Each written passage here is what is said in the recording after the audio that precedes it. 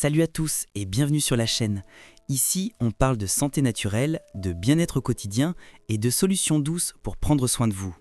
Aujourd'hui, je vous prépare quelque chose de vraiment précieux. Dis-moi en commentaire quel sujet santé t'aiderait le plus en ce moment. Sommeil, énergie, digestion ou gestion du stress. Et si ce n'est pas encore fait, pense à t'abonner et activer la cloche pour ne rien rater. Imagine, tu prends une épice dorée chaque matin, convaincu qu'elle va transformer ta santé. Sauf que 3 aliments courants que tu manges probablement chaque jour annulent tous ces bienfaits.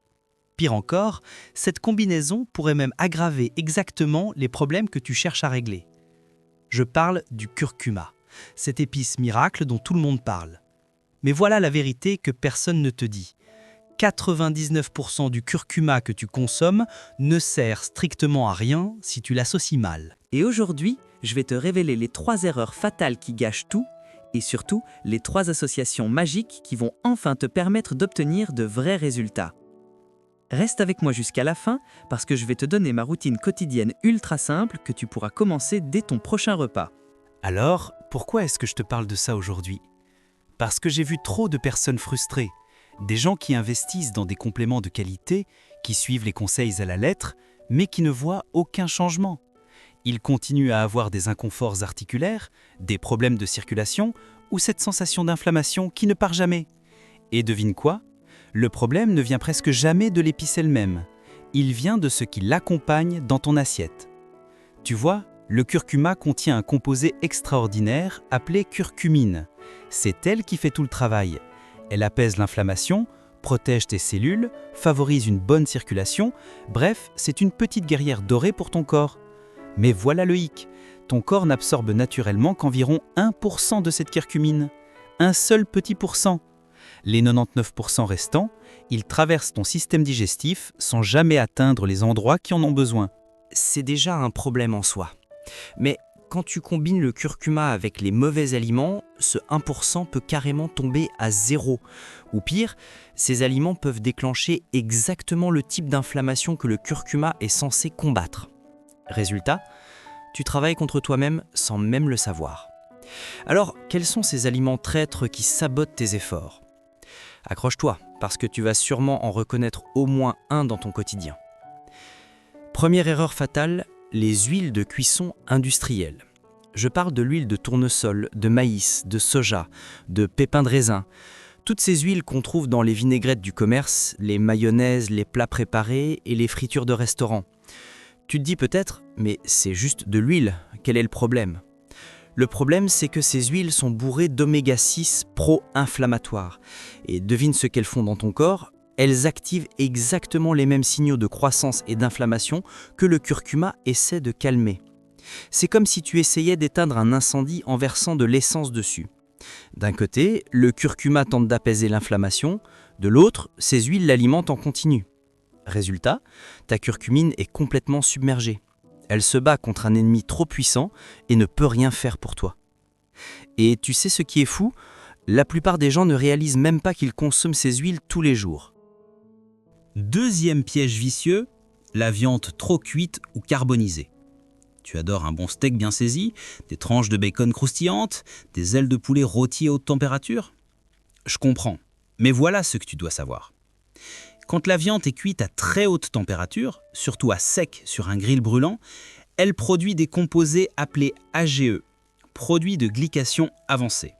Et ces composés sont de véritables accélérateurs de vieillissement cellulaire. Ton corps perçoit ça comme une urgence absolue, une alarme retentit partout dans ton organisme. Et cette petite quantité de curcumin que tu as réussi à absorber, elle est immédiatement détournée en mission d'extinction d'incendie. Au lieu de protéger tes articulations, ta circulation ou ton confort général, elle doit gérer le chaos créé par ce repas. C'est exactement ce que je vois tout le temps. Des gens qui saupoudrent du curcuma sur leur steak carbonisé en pensant faire quelque chose de bien pour leur santé, mais en réalité, ils annulent complètement les bienfaits de l'épice. Et maintenant, la 3e erreur, celle qui me met particulièrement en colère parce qu'elle se cache souvent derrière une image santé. Je parle du curcuma mélangé avec du sucre raffiné. Les céréales bien-être du petit déjeuner, les muffins au curcuma, les fameux golden latte chargés de sirop d'agave ou de sucre de coco. Tu veux savoir ce que ça fait dans ton corps? Le curcuma est anti-inflammatoire, le sucre raffiné est pro-inflammatoire. Quand tu les combines, c'est comme appuyer simultanément sur l'accélérateur et le frein de ta voiture. Tu ne vas nulle part, tu gaspilles de l'énergie et tu crées un conflit biochimique qui épuise ton système. Le sucre provoque un pic de glucose et d'insuline qui déclenche une cascade inflammatoire dans tout ton organisme. Cette inflammation est exactement ce que le curcuma devrait combattre, mais il ne peut pas gagner cette bataille quand tu continues à alimenter le feu. Voilà pourquoi tant de personnes ne voient aucun résultat malgré une consommation régulière de curcuma. Elles sabotent leurs propres efforts sans le savoir. Mais bonne nouvelle, maintenant que tu sais ce qu'il faut éviter, je vais te montrer exactement comment transformer le curcuma en véritable allié pour ta santé. Parce qu'il existe 3 partenaires puissants qui, eux, multiplient les bienfaits du curcuma au lieu de les annuler. Et ces associations sont tellement simples que tu vas pouvoir les appliquer dès aujourd'hui. Premier super partenaire, l'ananas frais. Pourquoi l'ananas est-il magique avec le curcuma? Parce qu'il contient une enzyme naturelle appelée bromélaïne. Cette enzyme agit comme une clé qui déverrouille l'absorption de la curcumine. Imagine la curcumine comme un trésor enfermé dans un coffre-fort. La bromélaïne, elle, c'est la clé qui ouvre ce coffre. Concrètement, la bromélaïne aide ta paroi intestinale à créer des passages temporaires qui permettent à beaucoup plus de curcumine de passer dans ton sang. On parle d'une augmentation spectaculaire de l'absorption. Et ce n'est pas tout. La bromélaïne possède aussi ses propres propriétés anti-inflammatoires et digestives. C'est un double bénéfice parfait. Alors, comment tu l'utilises au quotidien? Ajoute quelques morceaux d'ananas frais dans ton smoothie du matin avec une cuillère à café de curcuma. Prépare une salsa à l'ananas avec de la coriandre et du curcuma pour accompagner du poisson ou du poulet. Ou tout simplement, prends ton complément de curcuma avec un petit bol d'ananas frais. Attention, la chaleur détruit la bromélaïne, donc utilise toujours de l'ananas frais ou congelé. Jamais en conserve dans du sirop. Astuce pro, le cœur de l'ananas est encore plus riche en bromélaïne. Ne le jette pas, mixe-le dans tes smoothies. Deuxième partenaire essentiel, les graisses saines. Écoute-moi bien parce que c'est crucial. Le curcuma est ce qu'on appelle une molécule liposoluble. Ça veut dire qu'il a besoin de graisse pour être transporté efficacement dans ton organisme. Sans graisse, c'est comme essayer d'envoyer un colis sans camion de livraison. Il n'arrivera jamais à destination. Les meilleures graisses pour ce job, l'huile d'olive extra vierge, l'huile d'avocat, le lait de coco ou l'huile de coco, les noix comme les amandes et les noix de Grenoble. Ces graisses font 2 choses extraordinaires. 1. Elles transportent la curcumine directement là où ton corps en a besoin. 2. Elles ont leurs propres propriétés anti-inflammatoires qui renforcent l'action du curcuma. C'est du 2 en 1 parfait. Alors, comment tu fais concrètement? Fais revenir tes légumes avec du curcuma dans de l'huile d'olive. Prépare ton golden latte avec du lait de coco. Prends ton supplément de curcuma pendant un repas contenant un peu d'avocat ou une poignée de noix. Même une petite quantité de bonne graisse suffit. Pas besoin d'en faire des tonnes. Et le troisième partenaire doux et réconfortant, le miel cru. Attention, je ne te parle pas de n'importe quel sucre ici. Le miel cru est fondamentalement différent du sucre raffiné qu'on a évoqué plus tôt. Il contient des antioxydants naturels, des enzymes vivantes et des composés prébiotiques qui nourrissent ton microbiote. Quand tu associes du miel cru au curcuma, il se passe quelque chose de magnifique. Le miel aide à calmer ton système digestif, ce qui permet une absorption plus douce et plus efficace de la curcumine. Ces antioxydants travaillent en synergie avec le curcuma pour combattre le stress oxydatif dans tout ton corps.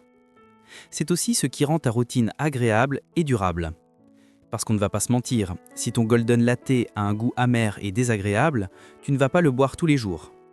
Une petite touche de miel cru rend l'expérience réconfortante et apaisante. Utilise-en juste un peu pour adoucir sans créer de pics de sucre violents. Alors, maintenant, laisse-moi te donner ma routine curcuma quotidienne. Celle que je recommande et qui combine tout ce qu'on vient de voir. Le matin, je prépare un smoothie avec une tasse de lait de coco, la bonne graisse, une demi-tasse d'ananas frais, la bromélaïne, une cuillère à café de curcuma en poudre, une petite cuillère de miel cru, une pincée de poivre noir, ça aussi, ça booste l'absorption. Quelques glaçons, je mixe tout ça et je le bois tranquillement. Le soir, je me fais un golden latte apaisant. Lait de coco ou d'amande réchauffé, une cuillère à café du curcuma, une pincée de cannelle, une touche de miel cru, un peu de poivre noir. C'est devenu mon rituel réconfortant avant de dormir. Et côté repas, je veille à cuisiner mes légumes avec du curcuma et de l'huile d'olive. J'évite les viandes carbonisées et je privilégie les cuissons douces. Et j'accompagne souvent mes plats d'une petite salsa à l'ananas maison. Ça a vraiment changé ma vie et je suis convaincu que ça peut faire la même chose pour toi. Bon, on récapitule rapidement parce que je sais que c'était dense. Les 3 erreurs à éviter absolument. 1. Les huiles végétales industrielles, tournesol, maïs, soja. 2. La viande carbonisée ou trop cuite. 3. Le sucre raffiné mélangé au curcuma. Les 3 super partenaires à adopter. 1. L'ananas frais pour la bromélaïne. 2. Les bonnes graisses, huile d'olive, avocat, coco, noix. 3. Le miel cru pour l'absorption douce et les antioxydants. Le curcuma est vraiment une épice extraordinaire. Mais comme toute chose dans la nature, elle a besoin d'être utilisée intelligemment pour déployer tout son potentiel. Maintenant, j'ai besoin de ton aide. Si cette vidéo t'a ouvert les yeux, si tu as appris quelque chose d'utile aujourd'hui, clique sur le pouce bleu juste en dessous. Ça m'aide énormément à faire connaître ces informations à plus de personnes qui en ont besoin. Abonne-toi à la chaîne si ce n'est pas encore fait et active cette petite cloche pour être prévenu dès que je publie une nouvelle vidéo sur la santé naturelle. Et maintenant, le plus important. Dis-moi en commentaire, est-ce que toi aussi tu faisais ces erreurs avec le curcuma ? Quelle association vas-tu essayer en premier ? L'ananas, les bonnes graisses ou le miel ? Écris-moi ananas, graisse ou miel selon ce qui te tente le plus. J'ai hâte de te lire. Et si tu as des questions, n'hésite pas. Je lis tous les commentaires et je réponds avec plaisir. Prends soin de toi, nourris ton corps avec intelligence et douceur et on se retrouve très bientôt pour une nouvelle vidéo. À très vite.